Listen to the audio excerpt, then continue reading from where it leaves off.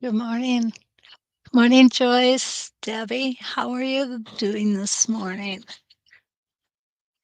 We had 40 degrees here.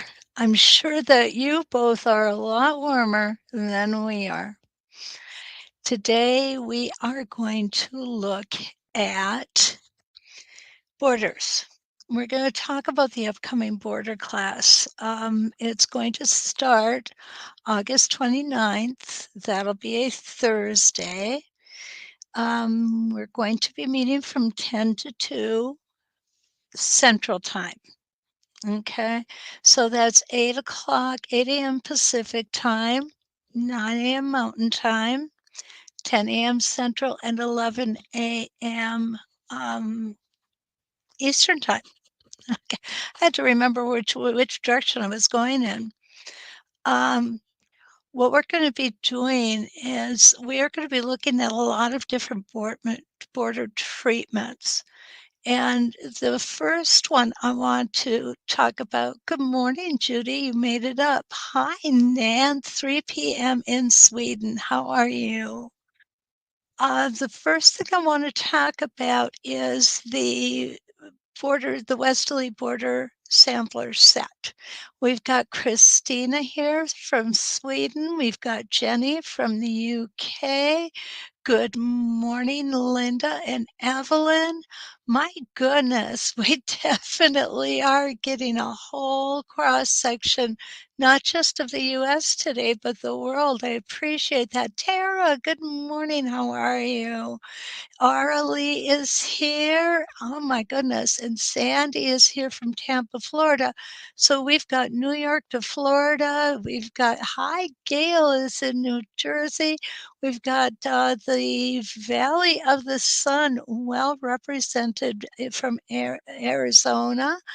Good morning, Janice. And Janice is just down the road. So awesome. So we're going to get started on with this class. There was a question that was posed to me. Good morning, Ruth Ellen. And the question was, even though this is a Zoom class, will the class be recorded and available? And Hilda's here from Perth, Australia. What I want to assure you is, and those of you who've taken my classes before, Donna, you're one of them. Good morning. Will know that I do record the teaching sections of the class. Jan here. Good morning, Jan. Those then are on the university and they are yours to keep forever. Not only do I record the class, but I also do write out instructions. Well, good morning, Sarah. My daughter is here. Now she's right down the road as well. So what I like to do, hi, Di, good morning. I want to kind of give you a little sample of what my instructions look like because what I want to make sure that I help you understand is that when I teach, my goals are really very simple. There's just three of them. The first goal is to have a good time. I really think that if we're all relaxed and we're enjoying ourselves, we're going to retain it more than if we're sitting and half falling asleep in a lecture hall. I've done both. I picked my favorite and I hope it's yours. The other thing that I like us to do is to definitely learn something while you are there in class. And I like to learn by seeing, hearing, and doing. Okay, so those are the three ways we're going to learn. And the third goal is to have you feeling confident enough when you're finished with the class to be able to do it on your own. So you see, they're very simple goals, and there's a lot of ways we can reach those goals. And my goal as an instructor is to make sure that I meet your expectations and your goals. So let's just take a quick look here at instructions. I'm going to need to have some caffeine while I'm doing this. I hope you all have your coffee. So, what I do when I do my instructions, I like to make each task of the instructions into a photo with written instructions on how we're going to accomplish this. You'll see not well on this one because it's kind of far away from the camera, but I have measurements noted here, how we're going to mark, and I am going to show you a little bit of how we mark. And then we're going to talk about each individual template and how we're going to set that template on, in this case, the border, and how big it's going to be. We're going to use this stitching line disc as the foot. Now, why do I draw this out and use the stitching line disc as the foot? I'm so glad somebody out there asked. I'm sure I saw that question. The reason I do it is if I'm doing it on the machine, it's difficult to see.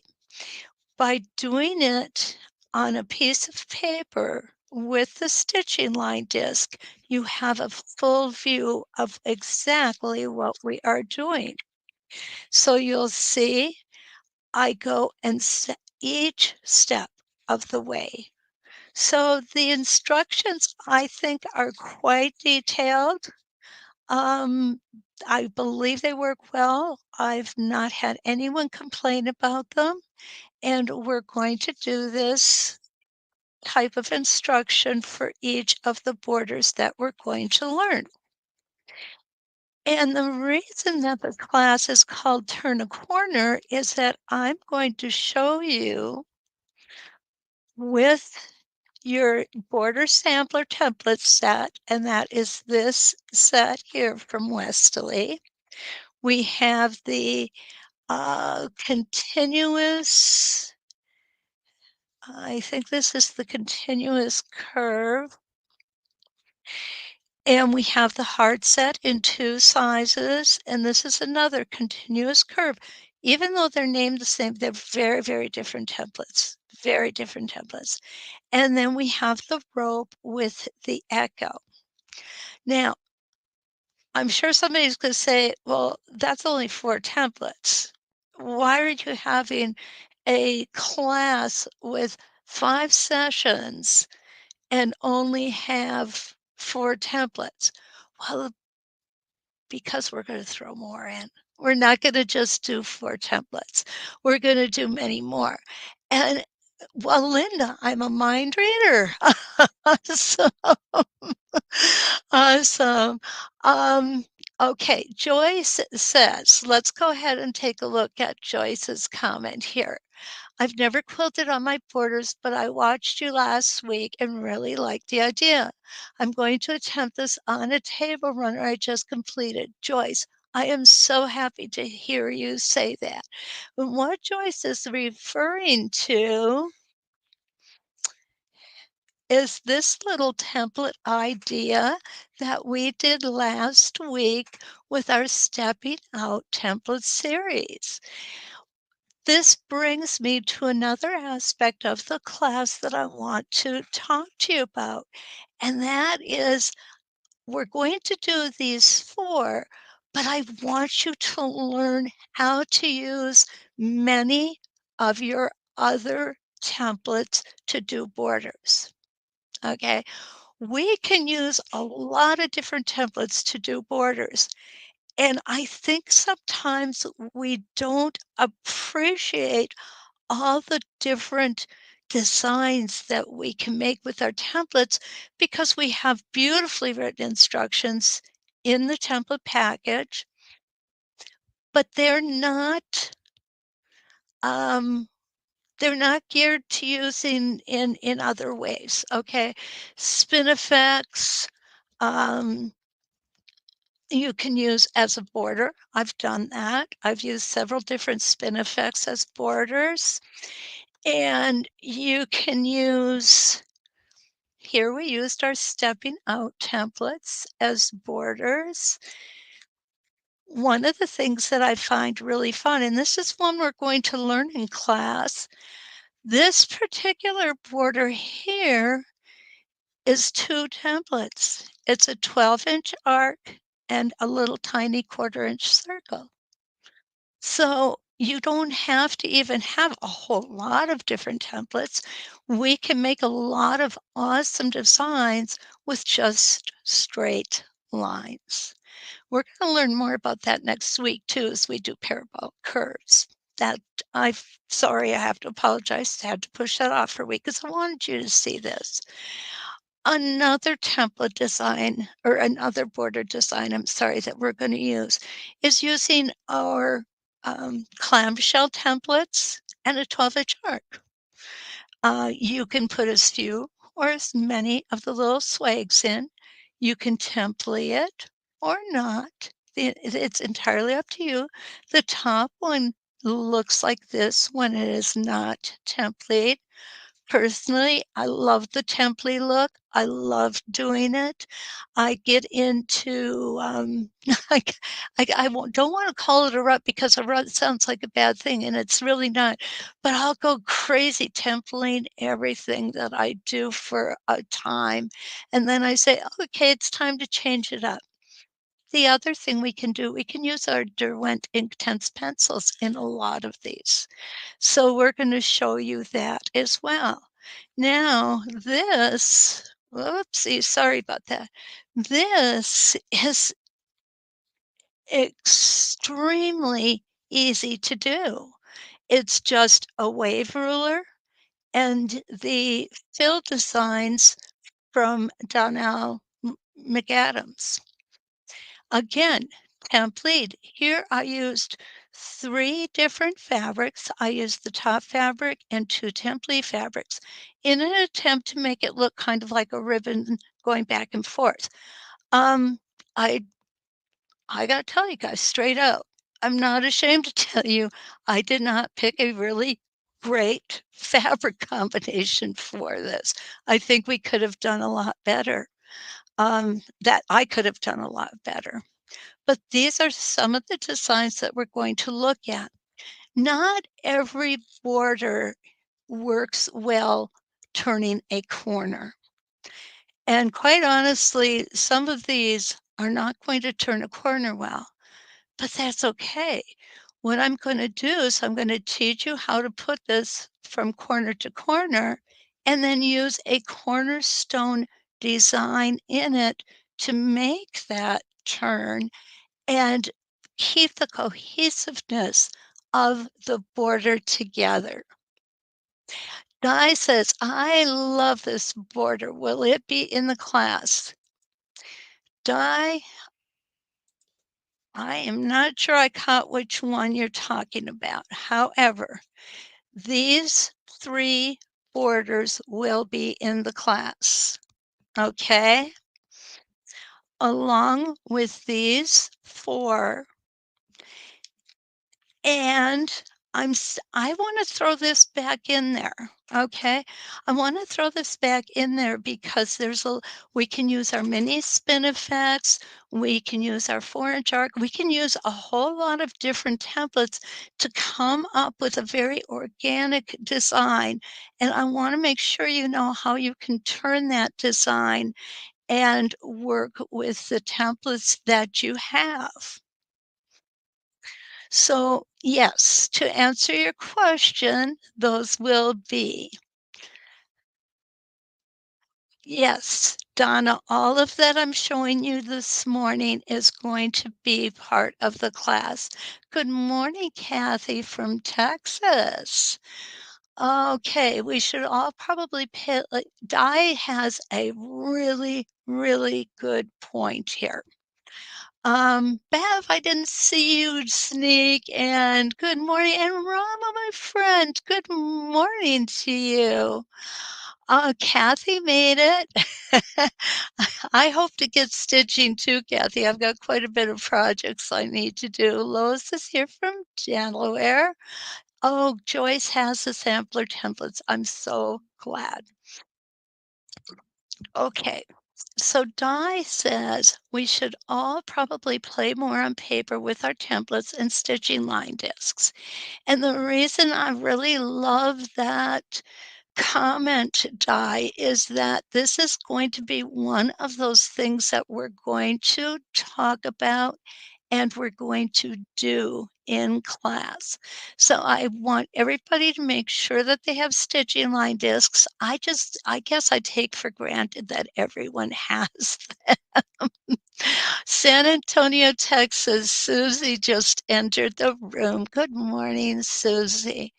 So, yes, the reason I like doing the stitch outs, and I've got some sitting here off to the side. Not a lot, just a couple of them, I think. Yeah, I certainly do. And here they are. And this literally is how I come up with how I'm going to accomplish what I'm going to accomplish. Okay? Now, there's another reason that I feel it's important for us to do this on paper is because, for example, and let me pull out one of these templates. And I always end up pulling out my favorite one. Don't ask why, but that's just the way we are, I think. You know, I don't have any favorite children, but I do. Just kidding, Sarah, just kidding. Brenda, good morning from Mississippi. Rama, you're in the US. Oh, awesome. Awesome. So happy you've made it here. So, what I was going to say is this particular template right here is the continuous border loop, 2 inches wide, 3 inches tall. Okay. It's going to fit perfectly if our length of of our border is divisible by 2. Quite honestly, though, most of us don't have quilts that are exactly divisible by 2 or by 3 or by whatever size of template we're using. Okay. So, what we're going to do after we say good morning to Brenda from Mississippi and Rita from Northern Colorado is I am going to take you through a little bit of a journey on how to fudge these designs just a little bit so that they end up fitting perfectly into the width of your border, even if they're not divisible by 2. Sometimes we use a half of a design. So what you're going to notice here, and it's hard to see because it is pencil, is here is where I just use a half a design, okay? And then what I've done here is I have made this measurement from the widest part to the widest part 1 7/8 inches.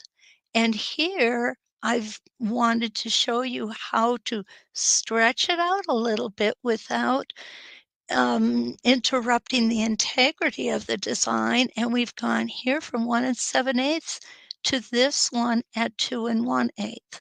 So we are going to cover that. Okay. Oh, Joyce, so glad that you're going to be doing this. And you know, Linda, you are absolutely right. The drawings are a great resource for future projects. What I do with my drawings, for example, with these drawings, these are all drawings of the border sampler template set. I have a file folder for each of my sets of templates. I put these drawings right into the file folder with the template sets. So I'm never losing them because anybody who knows me well knows that I forget things, okay?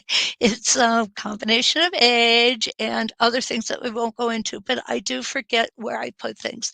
So, when you stay very organized and you keep everything together, and you can even fold these up and put them right into the bag with them, or if you need a bigger bag, get some big gallon Ziploc bags, put them in there. It works just fine. Um, we just will know that those references are always there, and by putting the dimensions in, I find that it helps me in the future not have to do all the math over again. I don't know. Oh, Donna asked, "Good morning, Sylvia. I'm sorry I didn't see you sneak in this morning." Mm, Donna asked, "What do you draw on? What kind of paper?" Well, there's a few different things that I use. So Steady does have a pad of paper that has a grid on it that's already lined for us, which is very handy. And we can purchase that from So Steady. The other thing I like to use is the back of the release paper from our Temply Fuse. And that is just a really nice size most times. It works very well. The other thing that I like to use, and this is one of them, is, this is kind of a hard one to say, guys. I gotta be honest with you. This is a pad of newsprint that my mom had, when she was still with us, that she used for sketching out her designs. She was an artist, and so I find that I am using up that paper, and I find that works well too. I have some gals use moving newsprint that they pick up at a big box store. It comes in sheets. You can even use typing paper, although for this class, it might be just a little bit small. I guess I really just aged myself by saying typing paper. I should have said copy paper or printer paper. Actually, copy paper is a thing of the past too, isn't it? So, those are options. Those are all options to what we want to use. I like the paper that's a little lighter weight. Good morning, Margaret from Melbourne, Australia. And Kathy is here from Bliss, Michigan, another Michigander. Yay. Okay, now Debbie says she uses recycled packing paper from her Amazon packages. Linda, I remember running a mimeograph machine. Oh my goodness. Now we're dating ourselves when we say that. Oh, remember the smell? I still can smell that smell. Okay, Donna says she uses sketch pads from the Dollar Tree for smaller designs. And she also reuses the paper that stores use to wrap fragile items. She irons out the wrinkles. That's great. And you know what? It is great. And that brings me to something else. Um, when I do my designs, when I'm drawing out my designs, I'm using 3 different types of marking implements. Okay. I am using a really sharp Sharpie. I am using a gel pen, and I am using a pencil, and I got a big eraser because I make a lot of mistakes. Okay. Um, the reason that I use these, okay, is because I use the Sharpie from where my fabric is. Okay, for example, this is going to be a 4-inch border. but we're only gonna use 3 inches of it. So I'm taking my gel pen and I'm cutting that down to the 3 inches we're going to use. Then I use my pencil to actually draw in the designs. The reason I use the pencil is it's easily erased for when I make mistakes. Now you'll notice I did not say if I made mistakes, it's when I make mistakes. We all do. It's okay. It's fine. Everything's fixable except a broken heart, right? So, what happens when I get done with this and Donna knows you can iron paper without any problem. I'll use a low heat and I will go ahead and take off the friction pen lines to get a really good idea of what my design's going to look like exactly when it hits my fabric. Okay. Now, I've been putting off talking about something that really is going to be a very important part of this class. Yeah, oh, Ruth Ellen says, let's take a look at Ruth Ellen. I press packing paper I receive in packages, and also the paper that comes in warm and white, which is only 12 inches wide.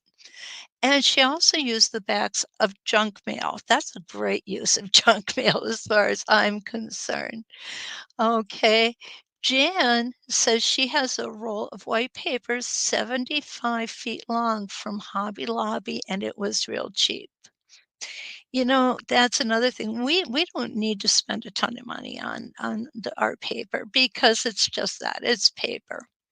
So we want to have paper that's a good enough size to use, and you'll notice here, um, I've used this for 3 different designs. Here's one here, one here, one here. And you don't have to. If you don't have paper that's quite as large as this, you can use a smaller size and just use one piece for each of the different designs. Then asked Jen, how wide is that roll of paper? That's a really good question. Another Jan is here from hot Midlothian, Texas. Good morning, Jan. I hope you have air conditioning. Okay, so this is going to bring me to the dreaded M question.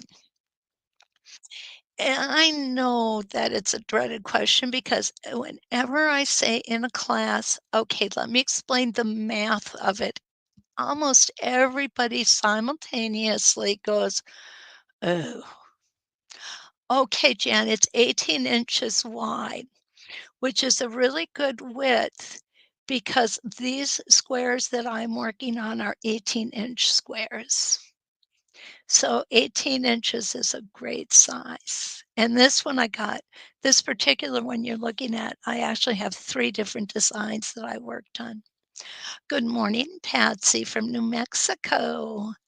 Um, I gotta tell you guys, I'm just gonna squirrel here for a second and let you know how wonderful it makes me feel to see you guys here on Tuesday night and again on Wednesday morning.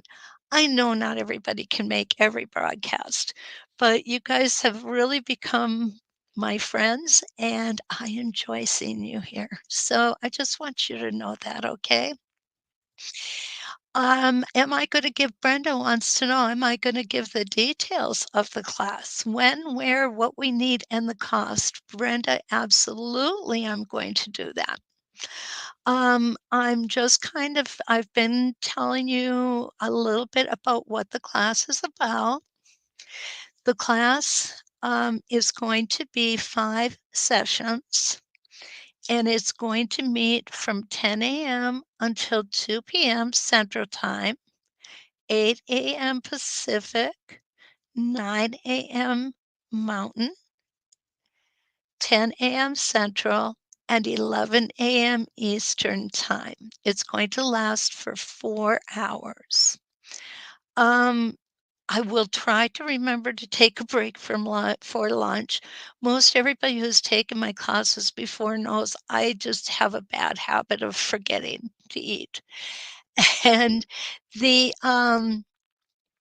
supply list is already on the university. The class is listed on the university, and the cost is $80 for the 5 sessions. And we're going to cover more because it's kinda hard other than for sure, I want you to have the border sampler template set, because this is the set that we're going to learn first. It's the simplest. It gives us the most education for the math part of it. And this is going to be our jumping board for everyone. And Brenda, the classes are recorded, yes, and they are yours for life. Once you pay for them and you have them, they are yours. I like recordings so that you can go back at any time. When I do recordings, and girls from other classes, from my previous classes can kind of tell you about this. I like to keep the recordings relatively short. What I mean by that is 20 to 30 minutes, so that it's much easier to find a particular section of the class than to have to sit and go through 2 hours of video to find the answer to one question. I don't ever want you to, have to do that if possible. So I do a lot of shorter recordings. I do a lot of them. And when we're done with class, I immediately upload the recordings. I try, but sometimes it could take me up to 24 hours to get them into the university class. And, they will be categorized by class date. So I would have August 29th, we'll have video 1, video 2, video 3, video 4, etc. And I have found through trial and error that that is the best way to organize the files.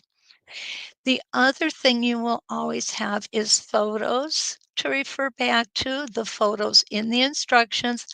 I do produce paper instructions for what we are learning. I think that's extremely important because not everyone learns by sitting and watching a video and listening to me talk. So you will have those instructions. And again, here is a sample of the instructions. And I like to use a lot of visuals in the instructions. So we use the stitching line disc to represent our foot, and I will show you each step. Each time we stitch a portion of that design, I will take a photo, and these are photos, these aren't artist renditions, okay? These are definitely photos, and we'll talk about that. So, Brenda, okay, yes, okay, I think I answered that. Yes, we are recorded. Will your class be available if I can't watch live? Patricia, good morning from Minnesota. Yes, it will be. It will be. Susie, good morning. And Donna, would we be stitching along in the class? Yes, Donna, we are going to be stitching in the class. The other thing that I want you to know is that I also make myself very available to my students. Phone, text, email, or through my website. Um, I also have a YouTube channel that I keep these classes on. They're set up through So Steady, but they are also on my YouTube channel and my Facebook, as well as So Studies channel and their Facebook, and we do keep those on. Okay. Mary, good morning. I hope it wasn't as cold up there as it is down here this morning. Um, so I think, does that answer the questions, Brenda, that you had? I want to make sure that I have all the answers. Don't leave you wondering about things. I do make my phone number available. And if I don't answer it, it's probably because I'm not near it, and I will call you back. Okay, just so you're aware of that. So, I hope that this gives you kind of a real clear understanding of what this class is going to be. I'm really excited about it. And I think the reason I'm very excited about it is because I'm going to help you to learn to design your own borders as well as just copy the borders that I show you. Okay. Oh, Brenda, you're quite welcome. I'm glad that we were able to do that. So, along with the border set, I would like to say that your starter set, of course, I guess I make an assumption here, and I probably shouldn't do that. But does everybody have a sampler starter set? It is. Yes, Jan, the written instructions will be available before each class. Yes. Um, the starter sampler set we will be using as well. As I mentioned when I was showing this particular border sample here, is that this is done simply with a 12-inch arc and a 1/4-inch circle. And I know how people don't really care for the 1/4-inch circle because it's small, and I've heard a lot of students say they find it difficult to stitch. Hopefully, we can get you over that. But if not, you don't have to put that circle in there if you don't want to. You can template it or not, right? So there's a lot of leeway that I want you to feel that you have working these designs. And a lot of that leeway will include using the disc or using the templates that you already have. Di says that's the one she wants. Yeah, it's really easy, Di. I was just surprised. I was just fiddling one day, and that's what came out of my head. It does, Donna, yes. Donna said it does, make it look more interesting, and it draws your eye to the circle, and yes, that it absolutely does. So, we have so many things available to us. And my philosophy is let's use our tools to their utmost ability. And we sometimes don't always do that. So anyway, I do want to do a little bit of a stitch out here for you this morning. And we're going to take the continuous border loop. And this loop has the greatest markings on it. I love these markings. We have a vertical center line, a horizontal center line. We have the etched lines for our previous stitches going in either direction. And what's nice about this template is if you want to start on the right, go to the left, you can. If you want to start on the left, go to the right. It is so easy to use this template, guys. It really is. And it goes in every direction you want. And the nice thing about this one, I already worked the math out, okay? So what I found, and let's go ahead and take a little look here at the drawn out. And this is how I draw them out and keep them. I did a lot of erasing before I got to this point. I'm gonna be honest with you.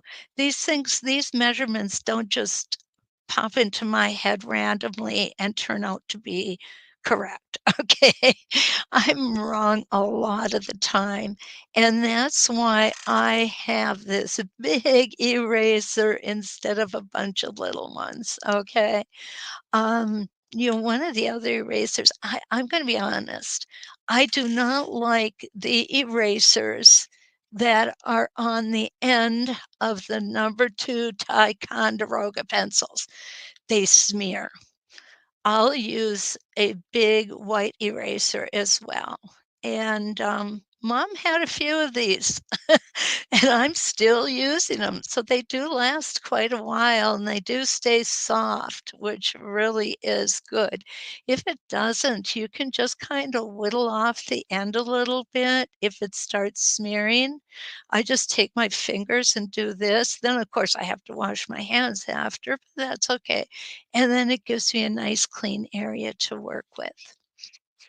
So in working with the borders, I do like to put a miter corner in. I do miter my corners on my borders as a rule. If it's a baby quilt, maybe not so much, but if it's a quilt that's going to be, loved for a long time, I will. Linda, no, this actually is not a gum eraser. Gum erasers are erasers that are used by artists. They're usually gray in color, and you can actually kind of mold them with the heat of your hand. This is just a white eraser. I don't know if there's a special name for it, to be honest with you. So, you can buy these at any big box store. And right now is a great time to get these things because they've got all the school supplies out. They come normally covered in cellophane, and I leave them in cellophane until I actually start using it. So it stays soft. Okay. Jeannie's here from Mount Vernon, Washington. Good morning, Jane. Brenda said, "Is there any prior experience needed for this class? I've never used these templates." Brenda, yes and no, okay? Now that may sound like a non-answer to you, but, we will be doing the border templates, and we will be learning them.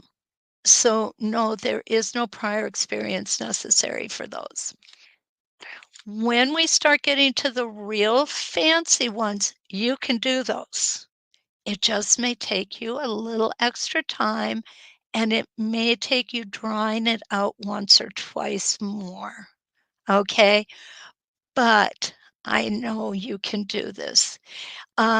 Have you used templates in the past, Brenda? You just have not used these templates. Am I correct in assuming that?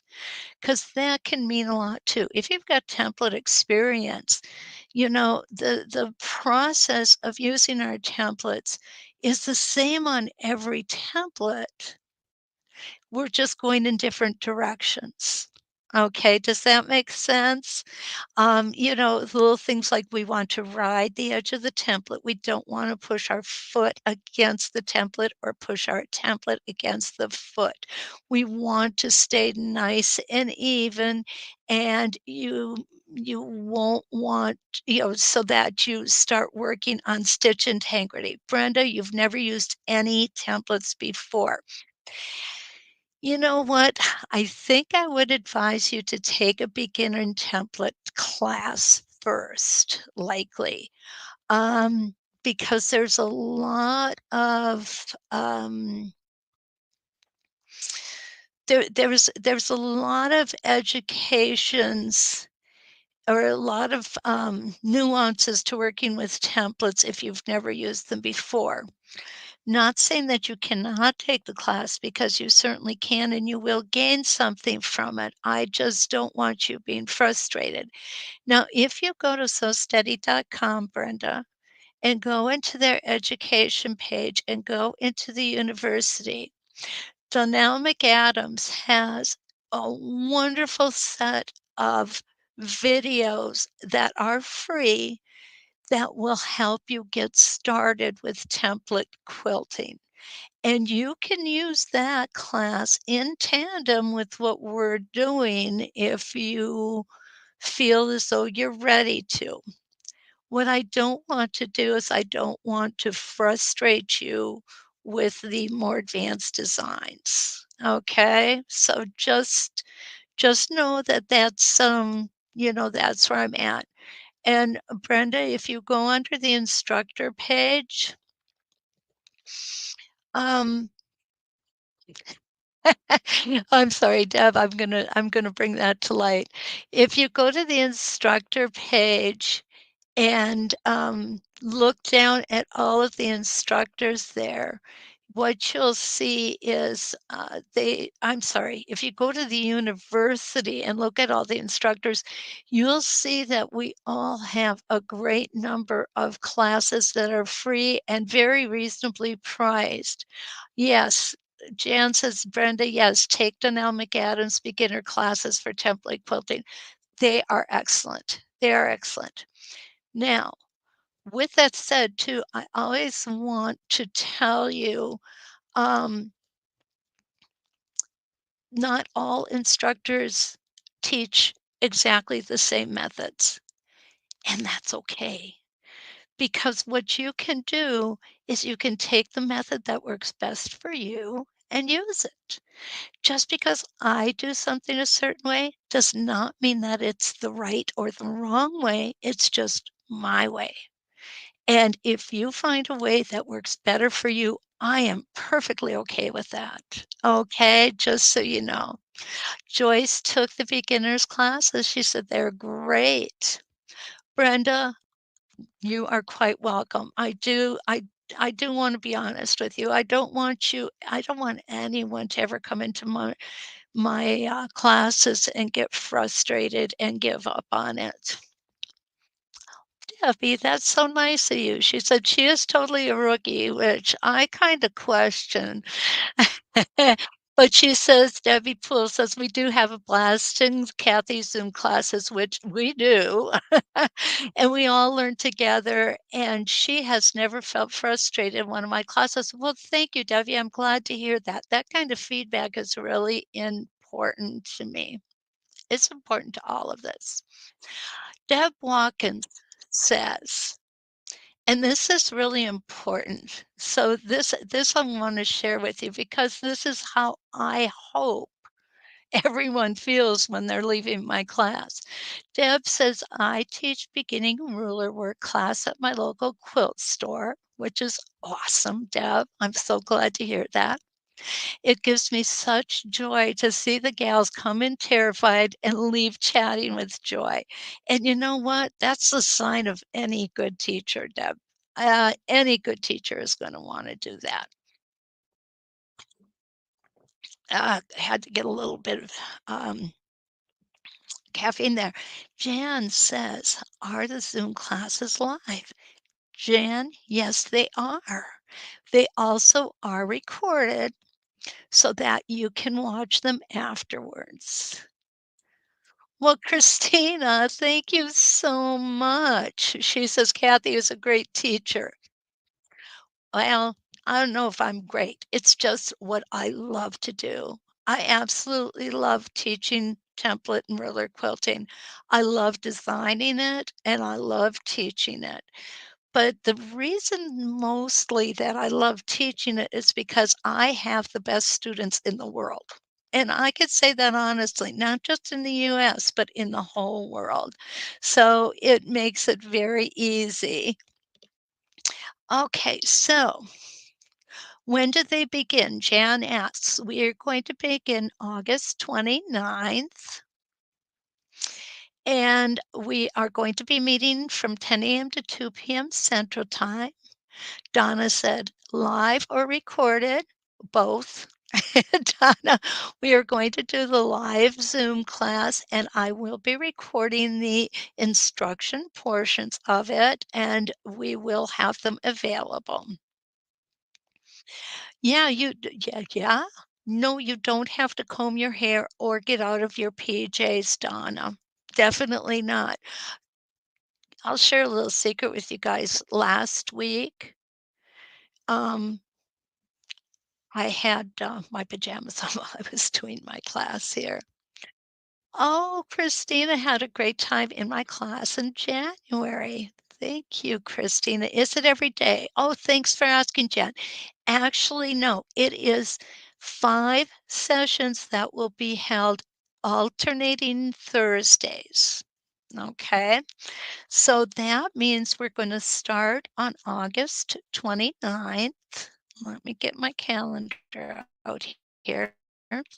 We're going to meet September 12th and September 26th, and then we're going to meet again on October 10, and October 24th will be our last class. Now, with that in mind, normally I will leave, and I know Jan is gonna laugh at this. I normally leave the following week available so that I can kind of regroup from a class and, do nothing, which doesn't mean I do nothing. Jan found that out. So, if we need to go another session longer, I like to leave that on the table. Basically, if we are doing well and we have something that we want to cover, maybe wasn't addressed in the initial class offering, I don't want to leave you guys feeling unfinished, if that makes a lot of sense. If you want to go further, we can do that, and I'm fine with that. Okay. Debbie Debbie says that she is a night owl. So 8 a.m. for her is way too early, but well worth getting out of bed for. And Debbie, you are right. We have such a good time. I just love this. I love this method of teaching. I love the fact we don't have to haul stuff, taking our sewing machines out. I live in the Great White North. Most people who don't know where I live think I'm from Canada because they say I've got a Canadian accent. I actually am from the Upper Peninsula of Michigan on the Great Lakes. And in the winter, it's hard for us to get out and about.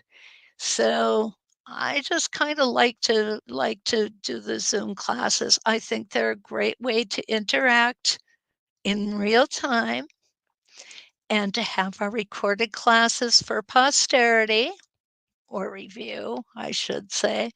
We will have our written instructions that we can keep with us. And if you lose them, don't worry. You can always go back and print them out again. I put them into PDF format for you.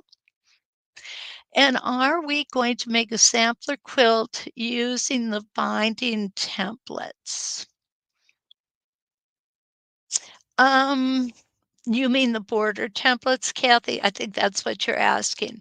You know what? I had not planned on that, but you certainly can if you want. Um,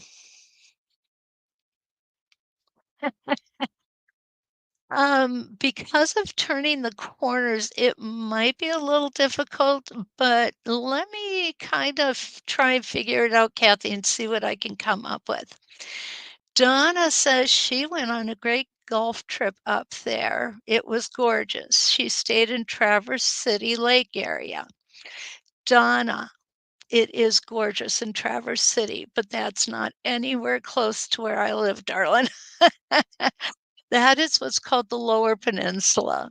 If you've ever heard of the Mackinac Bridge, we are on the north end of the Mackinac Bridge. Michigan is two peninsulas. One looks like a mitten. We are not in the mitten. Okay, we are in the Upper Peninsula, and it's a different way of life up here. We have 3% of the state's population, 30% of the state's land. And we are very rural, and we are renegades. We actually are in the Central Time Zone, even though the rest of the state is in the Eastern Time Zone. So, yeah, you'll find out we're pretty protective of our Upper Peninsula. They call us Ubers, right, Judy P?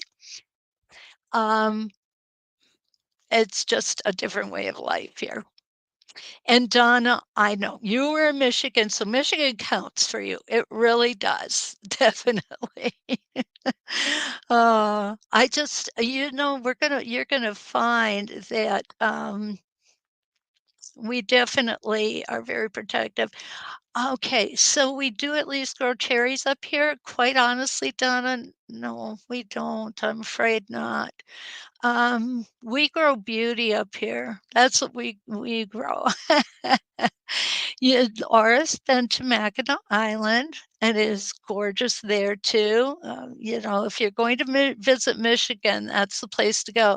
And Traverse City, Donna, it's a beautiful, beautiful city. It really is. It's an awesome place to visit. So anyway, Dan loves the Upper Peninsula too. So back to what we were talking about here, and what I was going to do is going to just kind of give you a brief overview to stitch out, and we're going to stitch out the continuous border loop.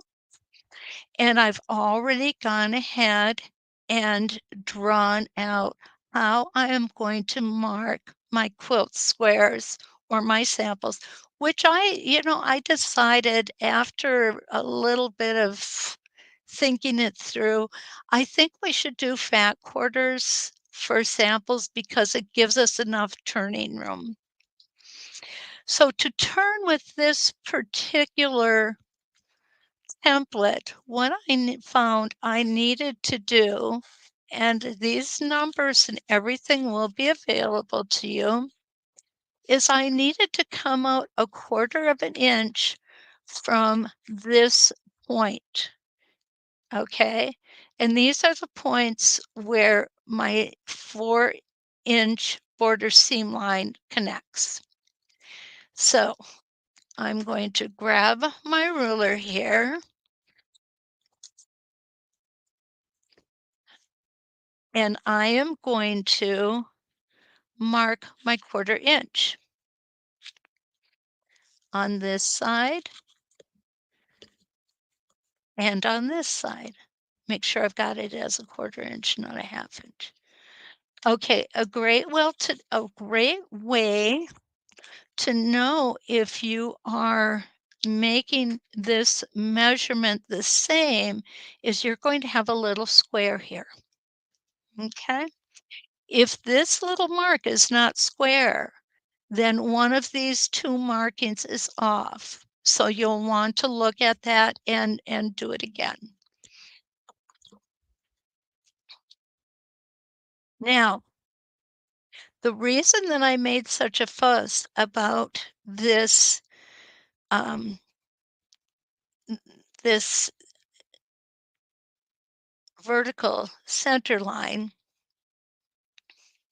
is because you know what? I forgot to make one more mark here, guys. I'm going to come down a 1/2 an inch too.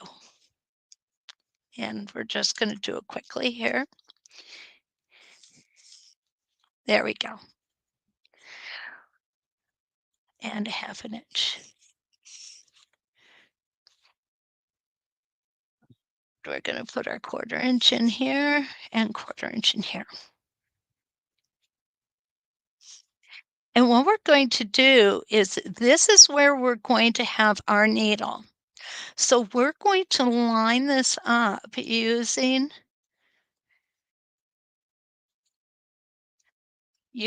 the diagonal center line and our spacing gauge, and we will move this up and down so that we have a 1/4 inch measurement on both sides. So what I'm going to do is I'm going to stitch all the way around. Pull my thread up here. Make sure you can see okay. Well, come on. There we go. Remember, when we're stitching on curves, what we want to do is we want to make sure that we're shortening that stitch length just a little bit. I'm going to take that one stitch in place,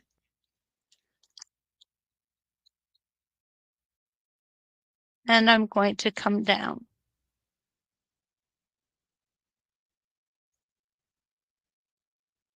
and I'm going to come back up.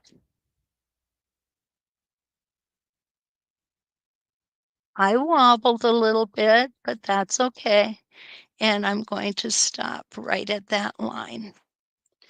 Okay, now I'm going to turn and I'm going to line up my template. I'm lining up. Okay, where did it go? There it is. I'm lining up this particular line here. That's going to be where my stitches are going to be formed. So I'm lining that up with my 1/2 inch line that I made there. And we're going to make one rotation.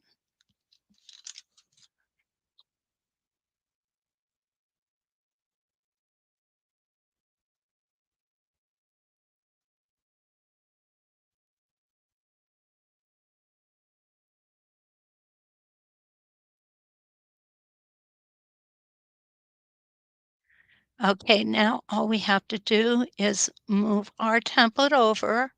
Our previously stitched line is going to fall right underneath this edged line.